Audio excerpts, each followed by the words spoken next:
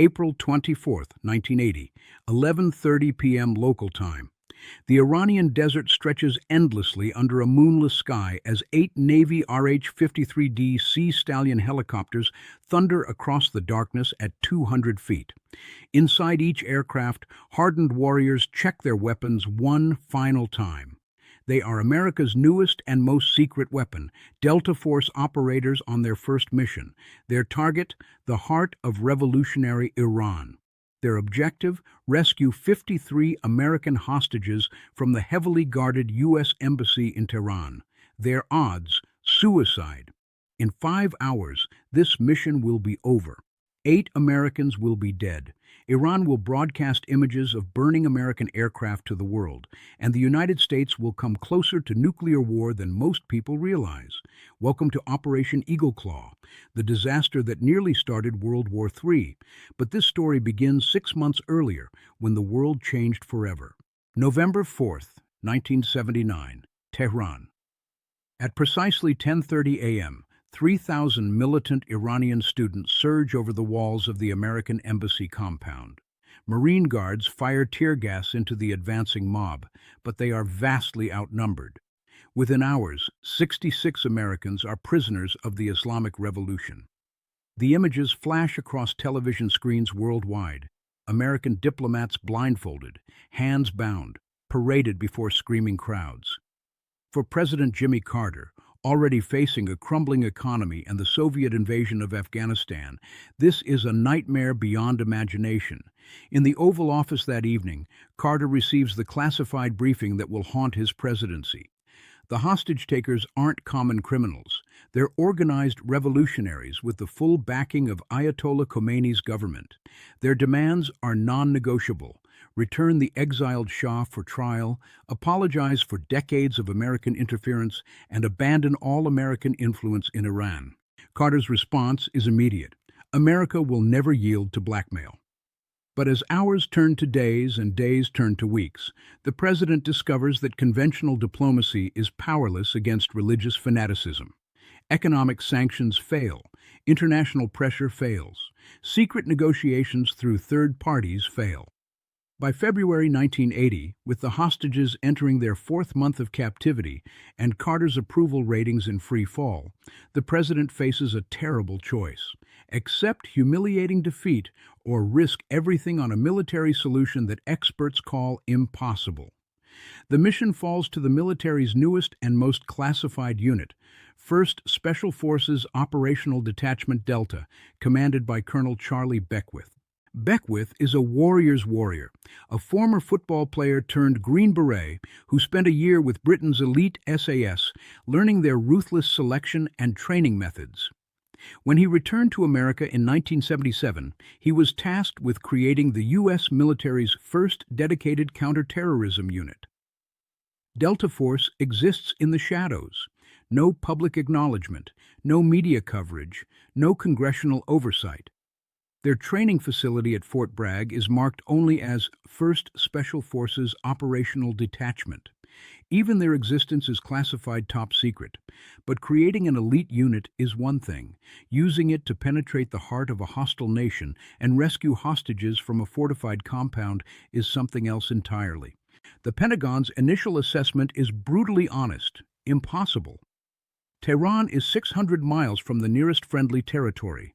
The embassy compound covers 27 acres in the center of a city of 4 million hostile civilians.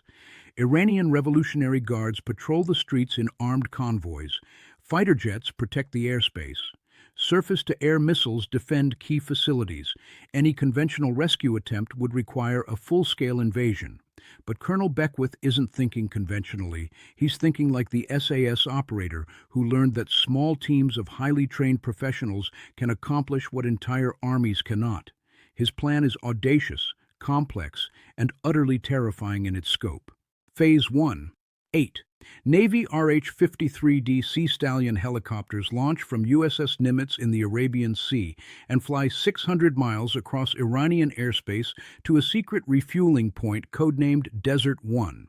Simultaneously, 6 Air Force C-130 transport aircraft carrying Delta Force operators and 18,000 gallons of aviation fuel fly from Oman to the same location. Phase 2. After refueling, the helicopters transport the assault teams to a hidden staging area 50 miles southeast of Tehran. The teams hide throughout the day while CIA operatives inside Iran prepare vehicles for the final approach. Phase 3. Under cover of darkness, Delta Force drives into Tehran, assaults the embassy compound, eliminates the guards, rescues all 53 hostages, and moves them to Shahid Sharudi Stadium for helicopter extraction. It sounds simple. It isn't. The plan requires perfect coordination between Army Delta Force, Navy helicopters, Air Force transports, Marine pilots, and CIA operatives. It demands split-second timing across hundreds of miles of hostile territory.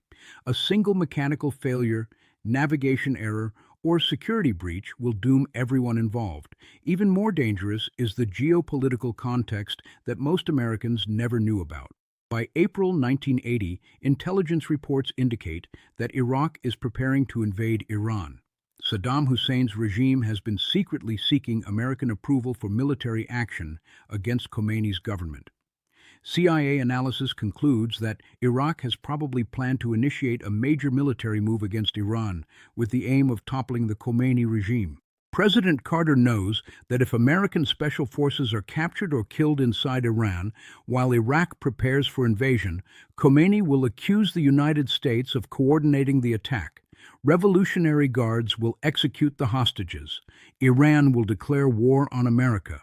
The Soviet Union, bound by treaty to defend Iran against foreign invasion, may be forced to intervene. The rescue mission isn't just about saving 53 hostages, it's about preventing a third world war. But Carter has no choice. On April 11, 1980, he authorizes Operation Eagle Claw. The decision splits his administration.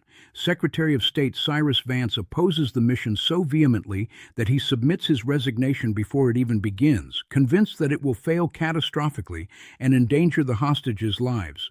National Security Advisor Zbigniew Brzezinski argues that American credibility demands action. The Soviet Union has invaded Afghanistan. Iranian revolutionaries have humiliated America for months. Any sign of weakness will invite further aggression from America's enemies worldwide. The argument that wins is brutally simple. Diplomatic solutions have failed, the hostages' health is deteriorating, and intelligence suggests Iran may soon scatter them across the country to prevent any rescue attempt.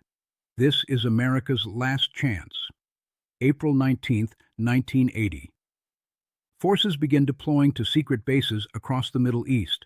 Delta Force operators, their faces blackened and equipment sterilized of identifying marks, board transport aircraft at Pope Air Force Base. They carry no identification, no letters from home, nothing that could link them to the United States military if captured. USS Nimitz takes station 60 miles off the Iranian coast. 8 RH-53D helicopters are painted brown to match Iranian aircraft and loaded with extra fuel tanks, navigation equipment, and combat gear. The Marine pilots who will fly them have trained for months in similar terrain, but they have never attempted anything like this.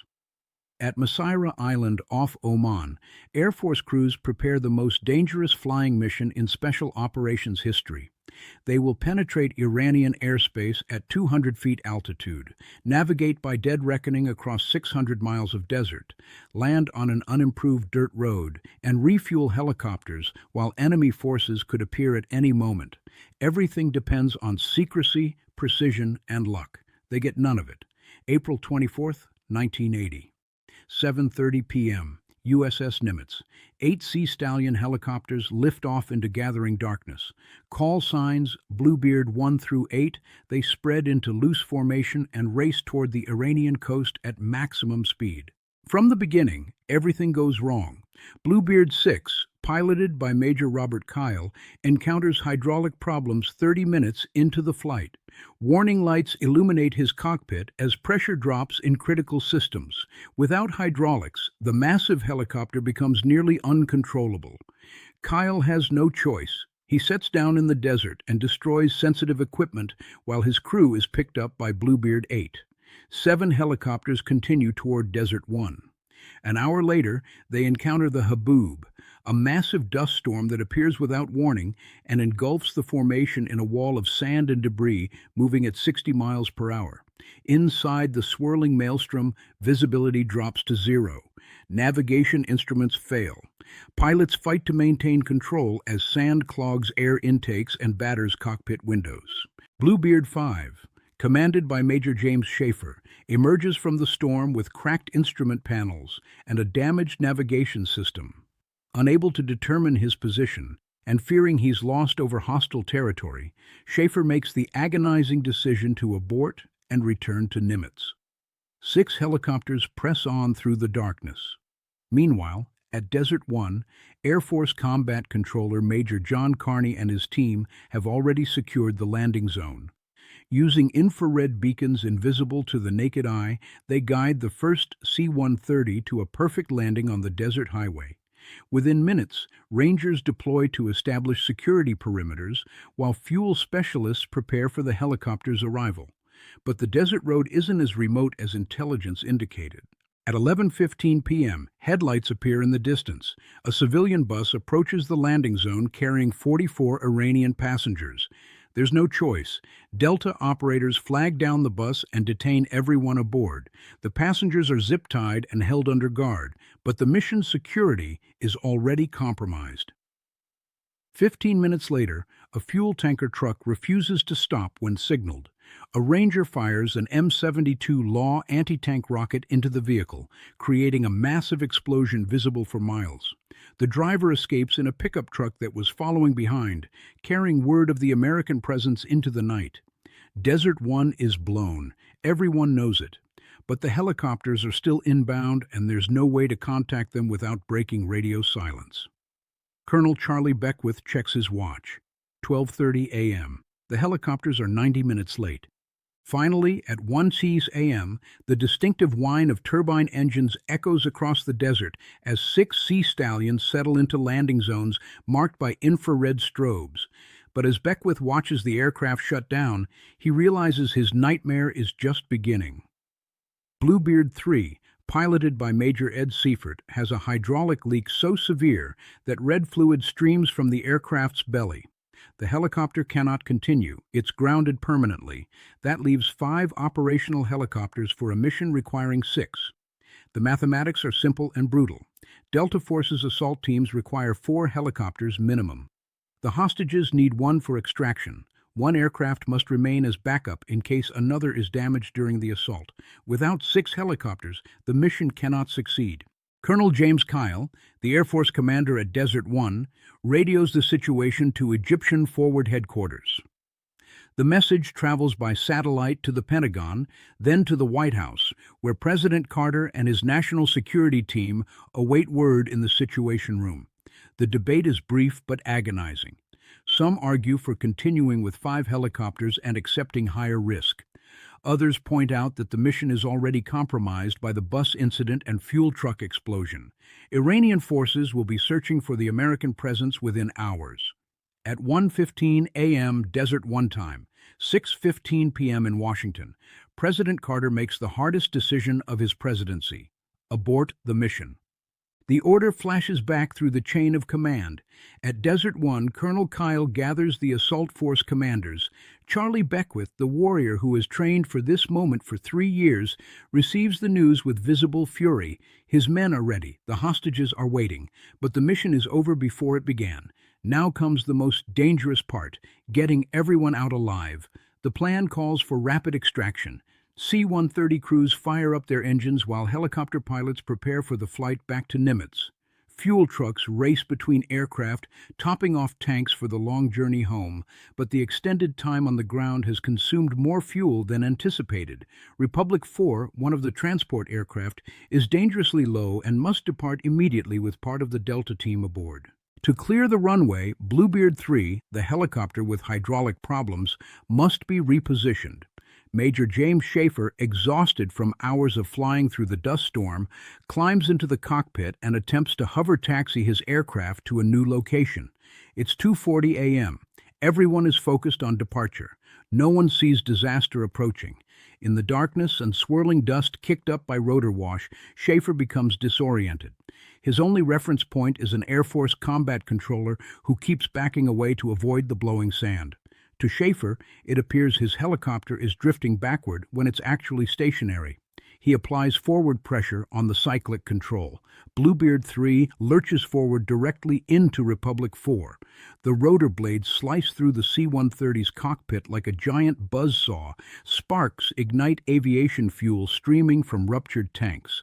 In seconds, both aircraft are engulfed in flames, reaching 300 feet into the desert sky. Inside Republic 4, Delta Medic Staff Sergeant Mike Vining hears the rotor blades hit the vertical stabilizer, then engine number 1, then engine number 2.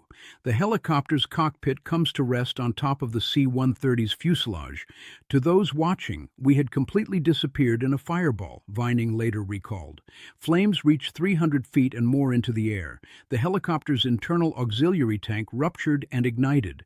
Ammunition begins cooking off inside both aircraft. 40mm grenades explode. M67 fragmentation grenades detonate. M72 law rockets streak across the desert like deadly fireworks. 38 men, Delta operators, aircrew, and helicopter pilots, fight their way out of the inferno. Many are badly burned. All are in shock. But 8 Americans don't make it out. 5 Air Force crew members die aboard Republic 4. Lieutenant Colonel Lynn McIntosh, Major Richard Bakke, Major Harold Lewis, Technical Sergeant Joel Mayo, and Captain Charles McMillan. 3 Marines perish in Bluebeard. 3. Staff Sergeant Dewey Johnson, Sergeant John Harvey, and Corporal George Holmes. As secondary explosions continue to rock both aircraft, Colonel Kyle takes charge of the evacuation. The 3 remaining helicopters can't be destroyed. They're loaded with ammunition that would endanger the departing C-130s. 5 operational Sea Stallions worth millions of dollars are abandoned in the Iranian desert, along with classified mission plans that will compromise future operations and endanger CIA operatives still inside Iran. The surviving forces board the remaining C-130s and escape into the night, leaving behind their dead, their equipment, and their hopes of rescuing the hostages. At 6:20 a.m. local time, Iranian radio broadcasts the first reports of American aircraft burning in the desert near Tabriz. Revolutionary Guards surround the crash site and begin recovering classified documents from the wreckage. In Washington, a grim-faced President Carter addresses the nation. Equipment failure in the rescue helicopter force made it necessary to end the mission. But the failure of Eagle Claw triggered consequences that nobody anticipated. Within hours, Iranian forces scattered the hostages to secret locations across the country, making future rescue attempts impossible. Ayatollah Khomeini declared that God's hand had destroyed the American helicopters, portraying the failure as divine intervention against the great Satan. More dangerous was the international reaction. The Soviet Union, already suspicious of American intentions in the region, accused the United States of preparing for a larger invasion of Iran. KGB analysis concluded that Eagle Claw was cover for a broader military operation designed to overthrow the Iranian government and install a pro-American regime.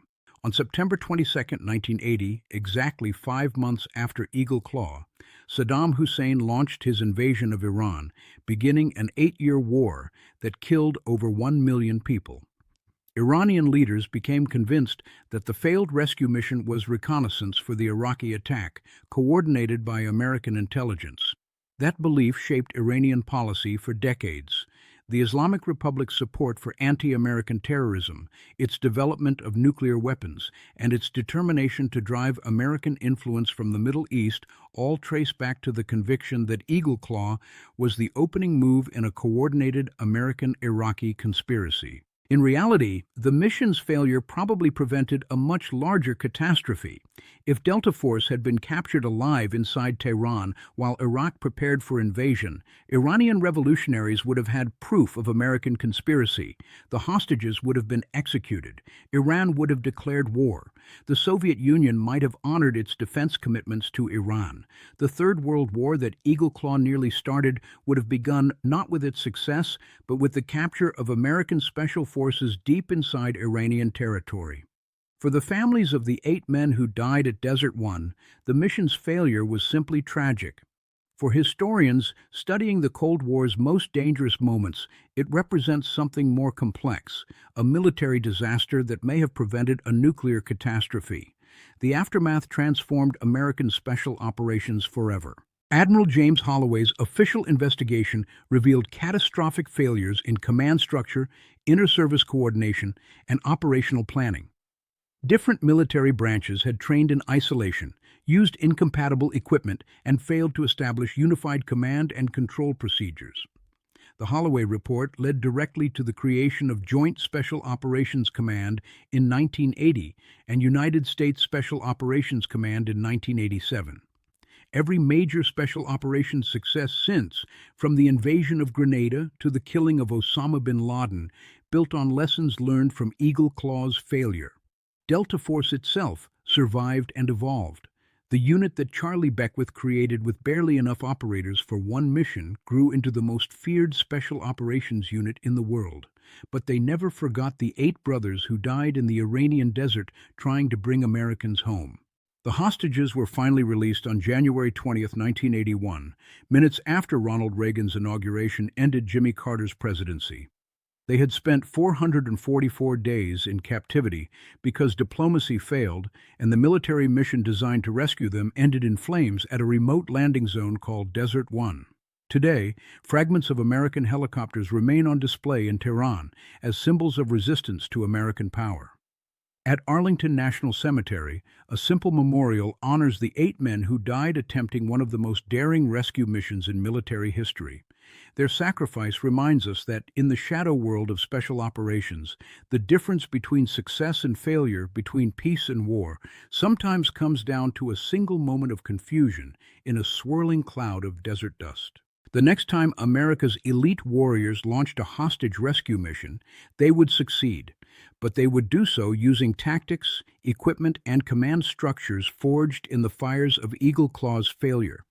The men who died at Desert One didn't live to see their sacrifice vindicated.